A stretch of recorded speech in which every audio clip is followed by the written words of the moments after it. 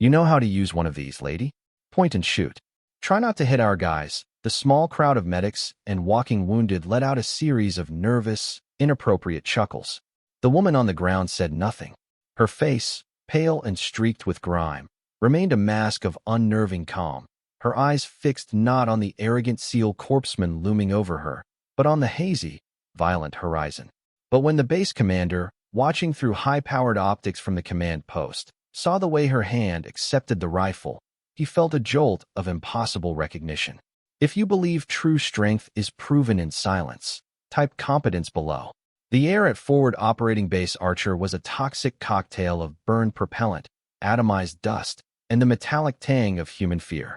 The initial mortar barrage had been a vicious, random hand, scattering men and material like a child's forgotten toys. Now, in the lull, the triage point was an island of organized chaos. At its center was Petty Officer Thorne, a man whose undeniable skill as a medic was matched only by his profound, youthful arrogance. He moved with the predatory grace of someone who knew his worth in this violent world, tagging casualties with swift, decisive motions. When he came to the woman, he paused. She was older, maybe 45, dressed in the bland cargo pants and faded polo of a civilian contractor. A piece of shrapnel was buried deep in her thigh, the blood a dark, spreading stain. Yet her breathing was even, her gaze steady. She wasn't screaming or crying. She was simply observing. This silent composure irritated Thorne more than any panic ever could. To him, she was a liability, a piece of the soft, breakable world that had no place here. Her silence wasn't strength, it was shock. She was useless. Petty Officer Thorne saw her not as a person, but as a problem to be managed. He tagged her as non-critical and moved on, but his eyes kept flicking back to her still form. Her stillness felt like a judgment, an affront to the frantic, life-saving dance he was performing. Some people just freeze up, he muttered to another corpsman, his voice pitched just loud enough for her to overhear. A casual cruelty born from stress and prejudice. Just another civvy in shock, taking up space. We need this area clear for the inbound birds. The words hung in the dusty air, another small wound inflicted in a place already saturated with them. And then, the true nature of the day's violence was revealed. A sharp, whip-like crack echoed across the compound, entirely different from the percussive whump of the earlier mortars. It was the sound of a high-velocity rifle round. Then another. A panicked voice screamed over the radio net, the words distorted by static and terror. Viper 1 is down. I repeat, Overwatch is down. Their position is compromised. We're taking accurate fire on the LZ. We're pinned. The fragile order of the triage point shattered. The incoming medevac helicopter, a symbol of hope just moments before, banked sharply and fled the hot landing zone. They were trapped. Thorne's professional arrogance evaporated, replaced by the cold, frantic calculus of survival. The enemy was using the captured Overwatch position to methodically dismantle their defenses, and his casualty collection point was the center of the kill zone. Thorne's mind raced, a frantic search for a solution in a sea of impossibilities. His men were pinned down, unable to return effective fire. The enemy was too well entrenched, their angle too perfect. They were targeting the medics first, a classic, brutal tactic to break a unit's morale and its ability to sustain a fight. His gaze swept the area and landed on the fallen sniper's weapon system, an M210 enhanced sniper rifle, lying beside a concrete barrier like a fallen king's scepter. It was a masterpiece of lethal engineering, useless without a master to wield it. An idea, born not of tactical genius, but of pure, sarcastic frustration, took hold. He looked at the silent woman again, still propped against a sandbag, her gaze unwavering. In that moment, she was the focal point of all his frustration. He snatched the heavy rifle, the cold metal a familiar weight in his hands, and stomped over to her. You wanted to help? He snarled, the words dripping with contempt. Here, he didn't offer it. He shoved it toward her, a gesture of ultimate dismissal. He expected her to recoil, to look confused, to finally break. But she did not. The world seemed to slow. Her eyes, which had been fixed on the distant mountains, shifted. They locked onto the rifle, and for the first time, a light flickered within them, not of fear, but of cold, hard focus. Her hand, which had been lying limp, rose with an impossible smoothness and took the weapon. Her fingers wrapped around the pistol grip with a sureness, a chilling familiarity that made the air grow cold. She did not wince, did not acknowledge the river of blood flowing from her leg. She had been given a task. Her movements were a study in brutal economy. There was no wasted motion, no hesitation. She was no longer a wounded logistician. She was a predator assuming its natural form. Ignoring the multi-thousand-dollar digital scope, a piece of technology most soldiers would give a month's pay to use, her thumb found a small, unassuming latch. With a faint click, she flipped up the rifle's backup iron sights, simple, unpowered pieces of metal. A nearby medic, a young soldier who had been raised on advanced optics, let out an audible gasp. Using iron sights on a weapon like this, at this range, was not just difficult.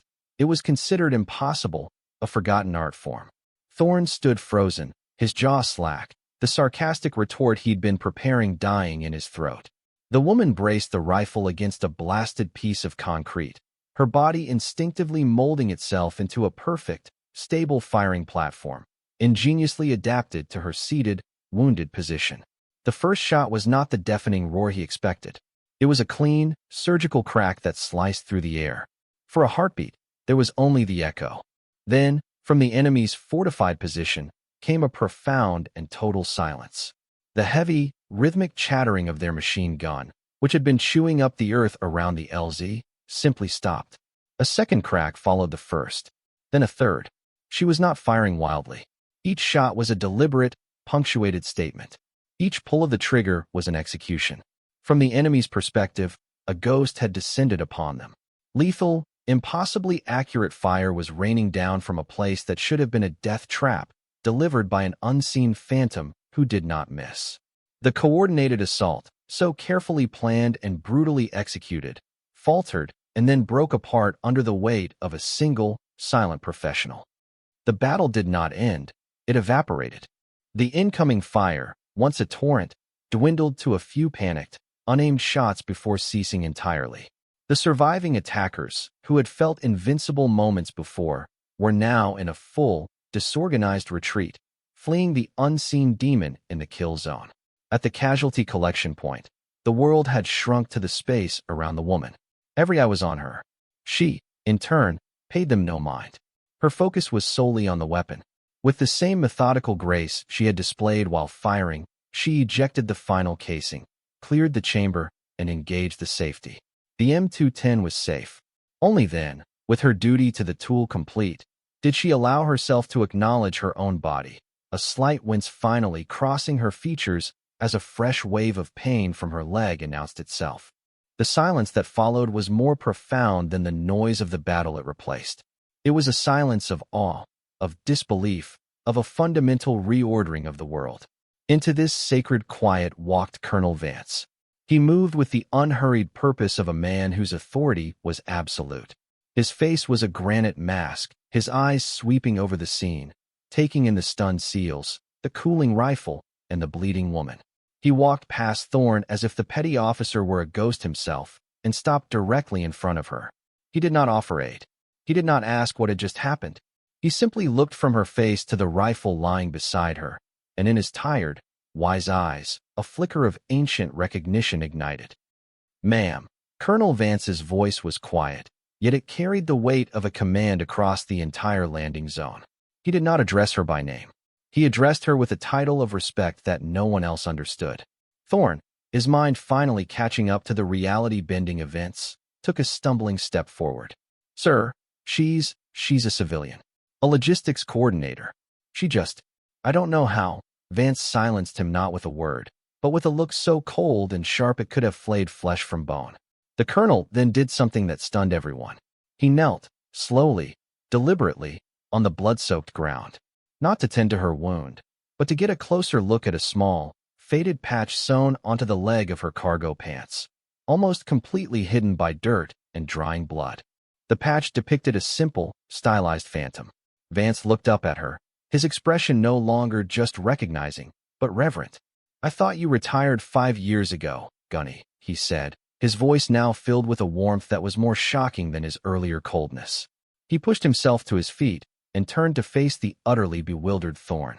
Petty officer. Vance's voice was now the sound of judgment being delivered. What you just witnessed was not a civilian in shock. You did not hand a rifle to a logistician. He paused, letting the weight of the moment settle. You handed an M210 to Gunnery Sergeant Annika Reed. Call sign Ghost. Her operational file is sealed so far above my pay grade that I'm not even supposed to know her name. But I know this. She wrote the doctrine on high-angle urban marksmanship that JSOC has been using for a decade. The very same doctrine your team's sniper uses for a doorstop. The story did not spread, it detonated.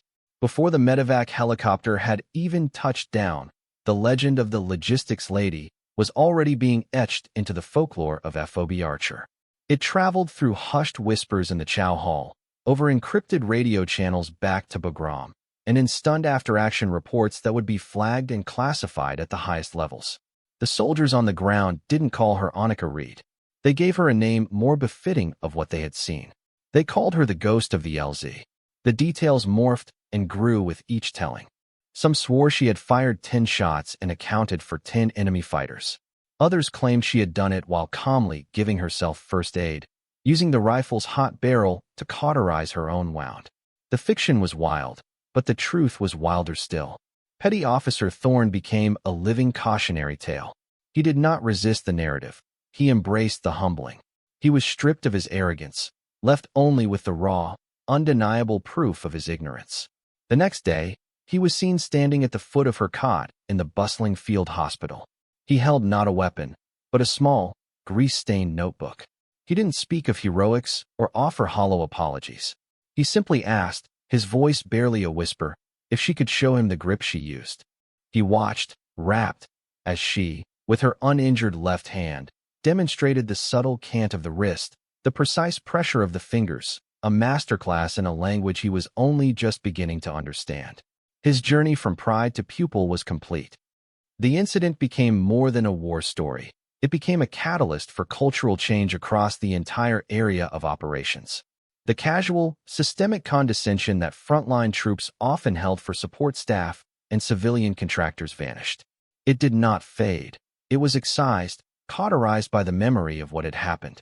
Every analyst hunched over a keyboard, every mechanic with grease on his hands, every quiet logistician managing a spreadsheet was now viewed through a different lens, a lens of profound, uncertain respect. The question "what if?" now hung in the air. Assumptions, once a conversational shortcut, became a cardinal sin. The M210 rifle she had wielded was taken out of service. It was not sent back to the armory to be repaired and reissued. Instead, it was cleaned, polished, and mounted on a simple plank of darkwood inside the Tactical Operations Center. Beneath it, a small, polished brass plate was engraved not with her name or rank, but with a date and a simple, powerful phrase. Competence is a language of IT's own. The small patch of scorched earth where she had lain, the space between two concrete barriers, was sanctified by the event. Soldiers began calling it Reed's Perch. New arrivals, young SEALs and Rangers, flush with the arrogance of their elite training, would be brought to the spot by their seasoned platoon sergeants. They were not told a story of impossible marksmanship. They were told a story about the danger of seeing only what you expect to see. Months later, FOB Archer was a fundamentally different place. The memory of that bloody afternoon had been woven into the very fabric of its command philosophy. Colonel Vance began every orientation briefing for newly arrived personnel with the story. He did not tell it to glorify combat or to celebrate the incredible lethality of one individual. He told it to teach a far deeper and more important truth about the nature of character and the fallacy of assumption. He spoke of the profound silence of Annika Reed, of a calm professionalism that existed entirely independent of rank, uniform, or the expectations of others. He explained, with solemn gravity, that her actions had saved dozens of lives, not just by eliminating immediate threats, but by forging a legend that would force an entire generation of warriors to look past the surface and judge others only by the content of their actions. Annika herself was long gone, evacuated from the theater and disappearing back into the quiet, unassuming civilian life she had chosen.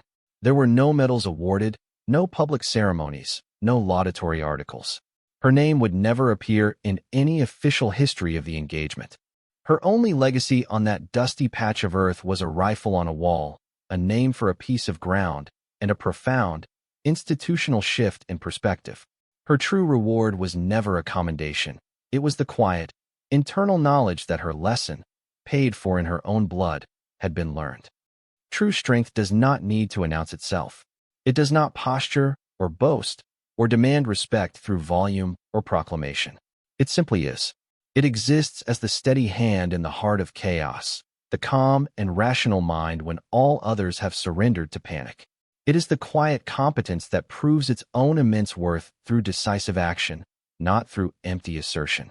Our world is saturated with noise, filled with people clamoring for recognition, desperate to believe that the loudest voice will always win the argument. That confidence is the same as capability. But on the great and terrible battlefields of life, both real and metaphorical, victory is never decided by the volume of the threat, but by the undeniable precision of the response. The story of Annika Reed, the ghost of the LZ, is a timeless testament to this enduring principle, that respect is not a right to be claimed, but a silent verdict delivered by your peers in the awe-filled aftermath of your deeds. It teaches us that assumptions are the mortal enemy of wisdom, and that the truest professionals are defined not by the accolades they choose to display, but by the devastating capabilities they choose to hold in reserve, waiting for the moment they are needed most. For more stories where quiet competence triumphs over loud arrogance, and where silent professionalism defines their worth, subscribe to Unknown Heroine Stories.